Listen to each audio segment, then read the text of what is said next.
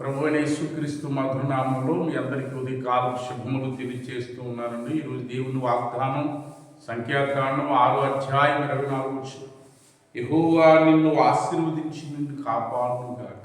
ప్రియా దేవుని బిడ్డలారా, దేవుడు మోషే ద్వారా మరి యాజకత్వం జరిగిస్తున్నటువంటి లేవీయులతో దేవుడు మాట్లాడుతున్నాడు.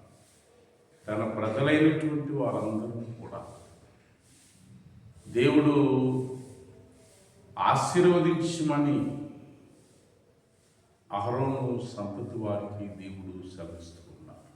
దేవుడి ఉద్దేశం ఇప్పుడు కూడా ఈ సృష్టి ఆరంభం ఐరోపు నుంచి మొట్టమొదటిగా సృష్టించినటువంటి ఆదాము దేవుడు ఆశీర్వదించి మీరు భూమి మీద ఫలించి అభివృద్ధి పొంది విస్తరించవచ్చు.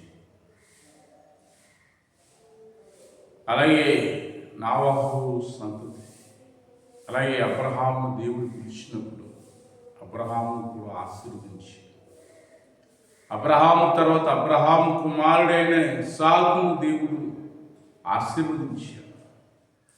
ఇస్సాకు కుమారుడైన యాకోబును దేవుడు ఆశీర్వదించాడు.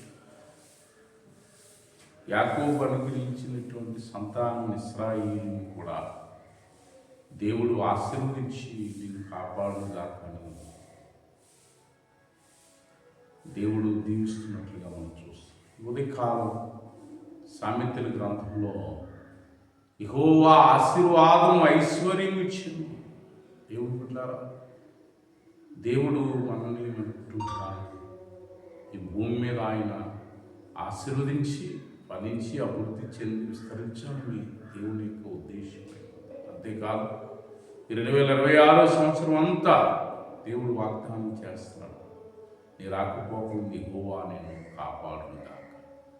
ఇలా దేవుడు ఉదయకాలం మన కుటుంబాలను ఆశీర్వదించి అలాగే 2026 సంవత్సరం అంతా స్కూల్కి కాలేజీలకి అలాగే చేస్తున్న డ్యూటీలకి పనిపాట్లలో దేవుడు తన వాగ్దానం నెరవేర్చి రాకపోకలు ఆయనకి సహాయం చేయగా ప్రార్థన చేసి పరిశుద్ధులు తండ్రి ఉదయకాలం ప్రార్థన ఏర్పిస్తున్నటువంటి వారిని, వారి కుటుంబాన్ని, వారి బిడ్డల మీద దీవించి ఆశీర్వదించడం యేసు నామములో ప్రార్థన చేసి వేడుకుంటున్నాం తండ్రి.